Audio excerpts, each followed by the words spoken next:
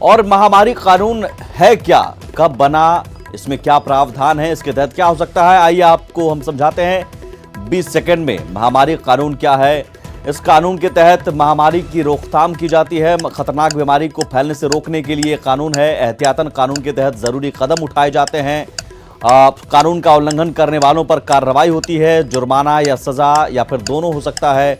1897 में ही कानून बनाया गया था। प्लेग बीमारी उस समय फैली थी और जिसे रोकने के लिए उस वक्त अंग्रेजों ने यह कानून बनाया था और कानून नहीं मानने वालों के लिए कड़ी सजा का प्रावधान है।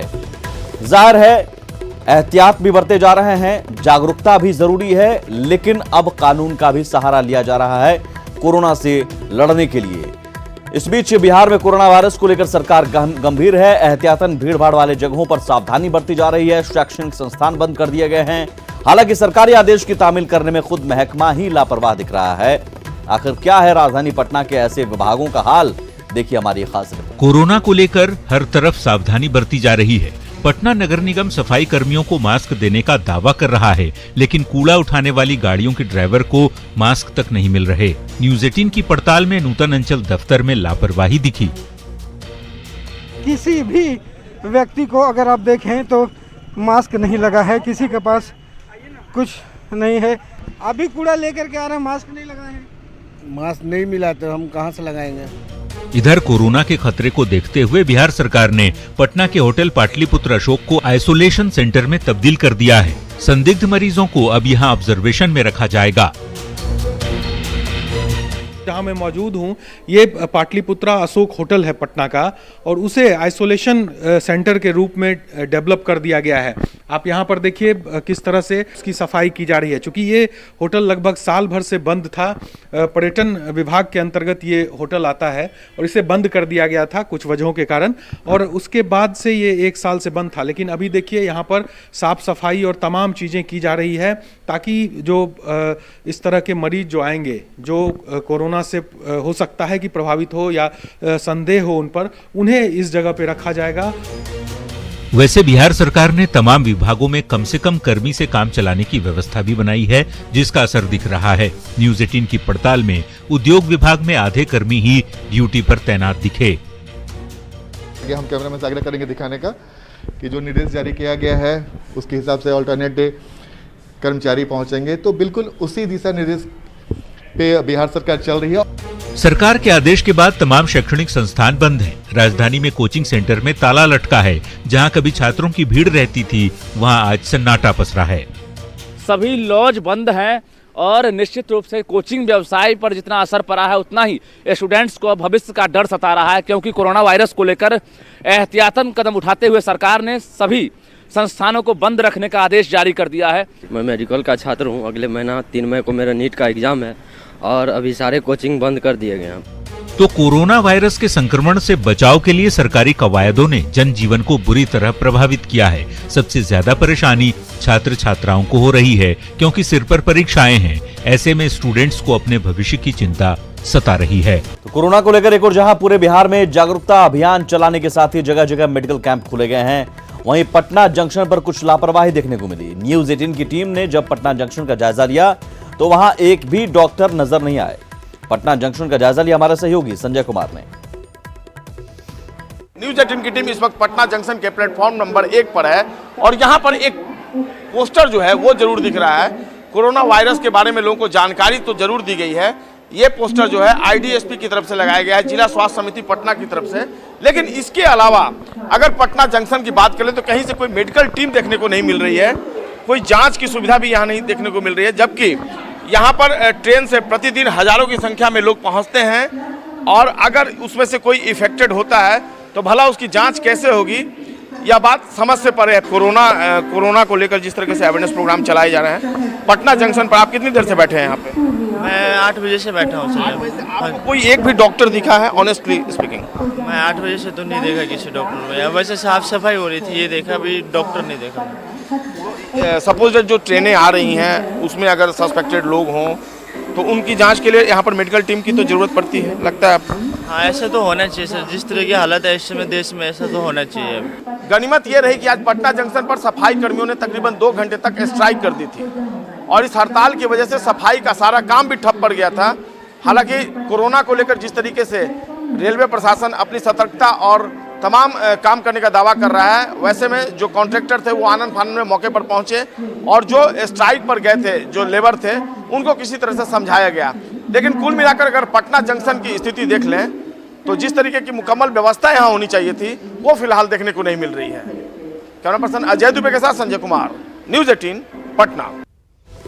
और सभी स्कूलों और कॉलेजों के बाद अब हॉस्टल भी बंद हो गए हैं, जिसके बाद अब दूर दराज से पटना आने वाले छात्र परेशान हैं। हॉस्टल और पीजी में रहने वाली छात्राओं को काफी परेशानी हो रही है, क्योंकि परीक्षाएं सिर पर हैं और घर जाने के लिए टिकट भी नहीं मिल रहा है।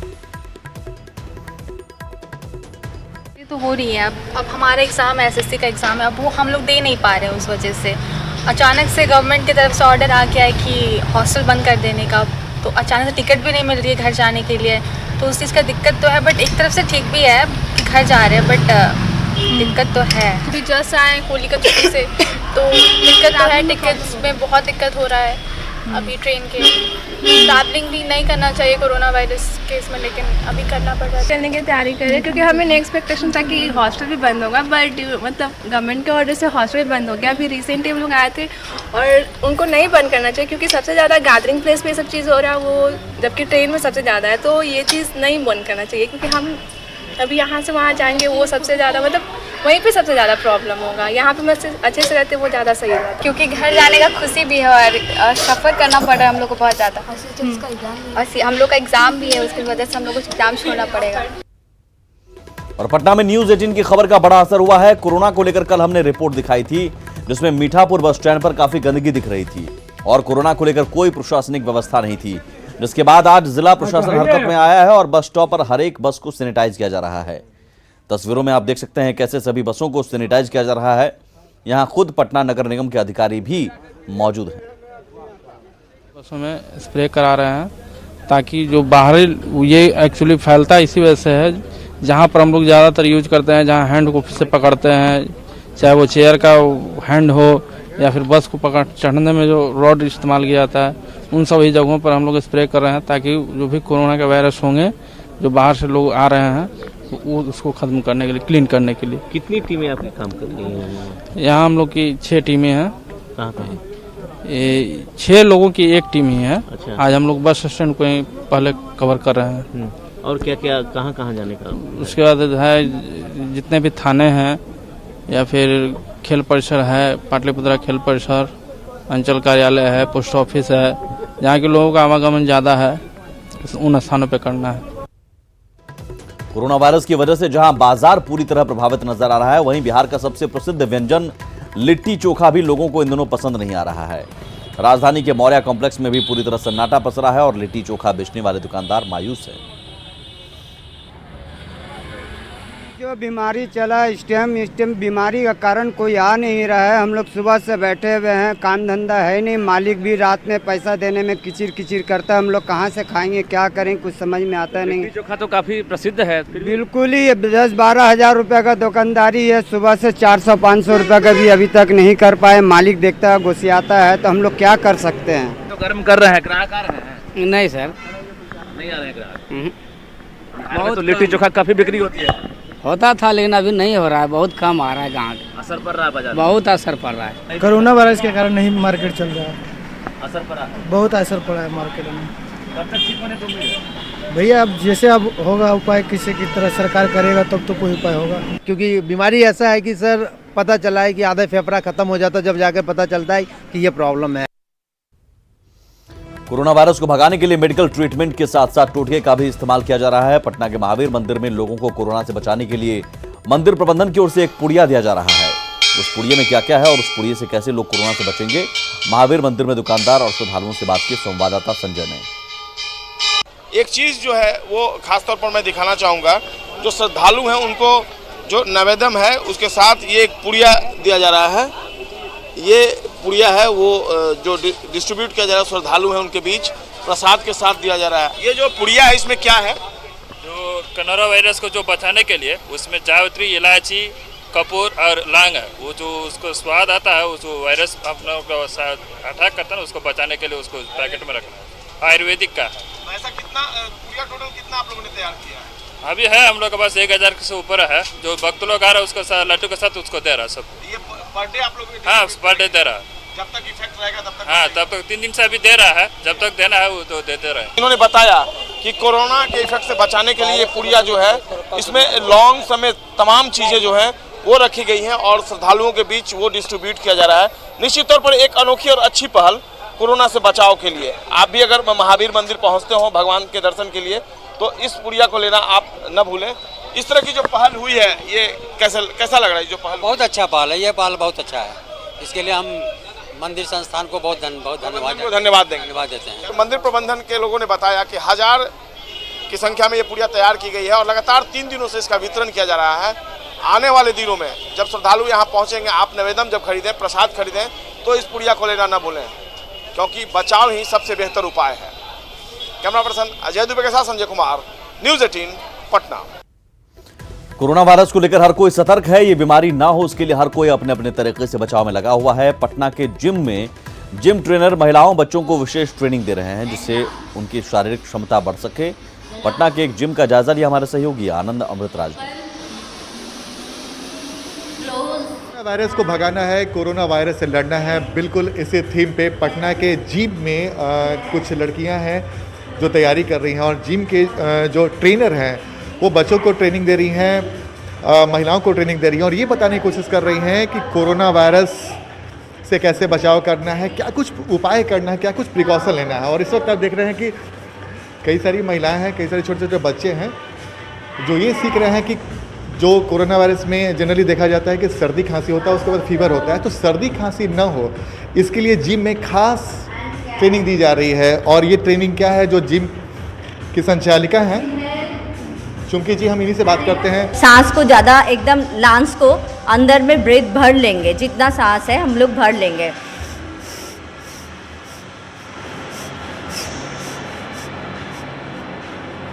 पूरा लंग्स फूल जाएगा, चेस्ट फूल जाएगा, पूरा ब्रीथ भर लेंगे, पेट भी फूल जाएगा। जैसे बच्चे में होता है ना, ज़्यादा ब्रीथ लेते हैं तो पेट फूलता है, ब्रीथ आउट होता है तो पेट नीचे जाता है, वैसे ही ब्रीथ जब एक्सेल करेंगे मुंह से छोटा मुंह करके उसको एक्सेल करेंगे। तो ये कुछ उपाय है, हम लगातार दिखाने की कोशिश कर रहे हैं कि कैसे योगा करें ताकि सर्दी खांसी कम से कम हो। और जैसे कि बता रहे थे चुमकी जी, अभी देखें तो इस वक्त जो हम आपको तस्वीर दिखाने की कोशिश कर रहे हैं कि कैसे लोग योगा कर रहे हैं और कैसे सर्दी खांसी से योगा के माध्यम से आप बच सकते हैं। तो ये वो ट्रिक है जो घर बैठे आप कर सकते हैं। तो जाहिर सी बात है पटना के लोग भी पूरी तरीके से अलर्ट हैं, उन्हें मालूम है कि इस बीमारी को कैसे भगाना है, इस बीमारी से कैसे लड़ना है। और अगर योग के माध्यम से इस बीमारी से निपटें तो ये तो और भी बेहतर है, क्योंकि इसमें कुछ लगने वाला भी नहीं है। कैमरामैन राहुल के साथ आनंद अमृतराज, न्यूज़ 18 नेटवर्क, पटना। और कोरोना को लेकर अब तक क्या अपडेट है वो जान लीजिए। दुनिया भर में कोरोना के कारण अब तक 7019 मौत हो चुकी हैं। WHO के मुताबिक कोरोना वायरस का संक्रमण 148 देशों में हो चुका है और लगातार ये फैलता जा रहा है। भारत में अब तक कोरोना से 3 लोगों की मौत हो गई है। आज मुंबई में तीसरी मौत हुई 63 साल के बुजुर्ग की, जो कि हाल में दुबई से लौटे थे। महाराष्ट्र में 7 दिनों के लिए सरकारी दफ्तर बंद कर दिया गया है। वहीं भारत में कोरोना पॉजिटिव की संख्या बढ़कर 137 हो गई है। ऐतिहासिक इमारत ताजमहल को बंद कर दिया गया है, जबकि कोरोना वायरस के चलते शिरडी साईं मंदिर श्रद्धालुओं के लिए बंद कर दिए गए हैं। अब वहां दर्शन नहीं किए जा सकेंगे। बिहार में कोरोना के इलाज का खर्च सरकार उठाएगी, जबकि झारखंड में 14 अप्रैल तक स्कूल कॉलेज बंद किए गए हैं।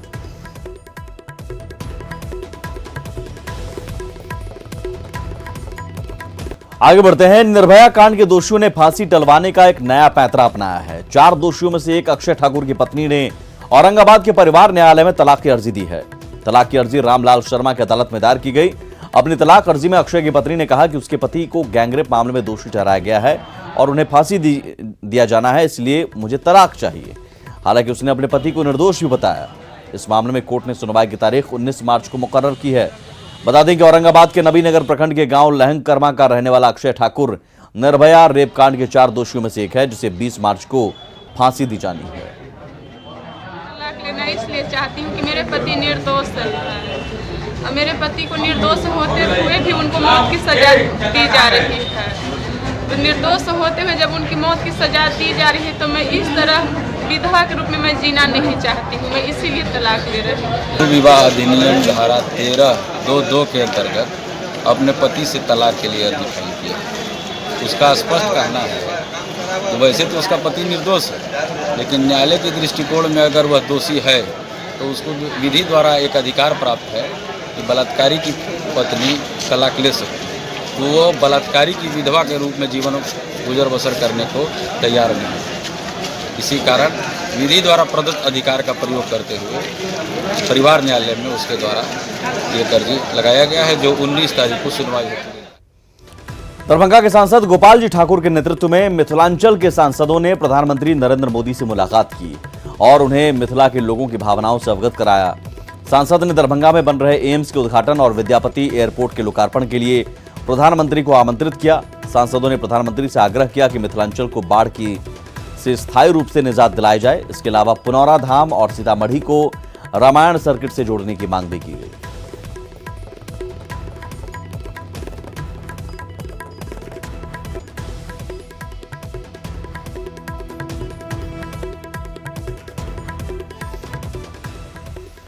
और अब देखते हैं कुछ खबरें फटाफट अंदाज में। मुजफ्फरपुर में 12 साल के मासूम से दुष्कर्म, इलाज के लिए एसकेएमसीएच में भर्ती, आरोपी गिरफ्त से बाहर।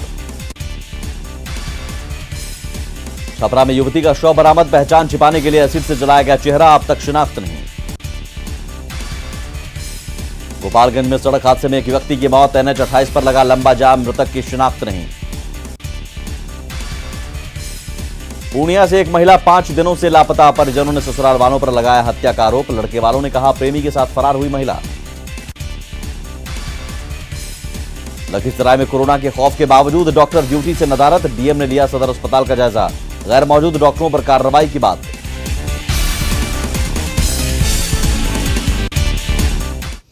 और इसी के साथ अपना बिहार में इतना ही, आगे देखिए जोहार झारखंड।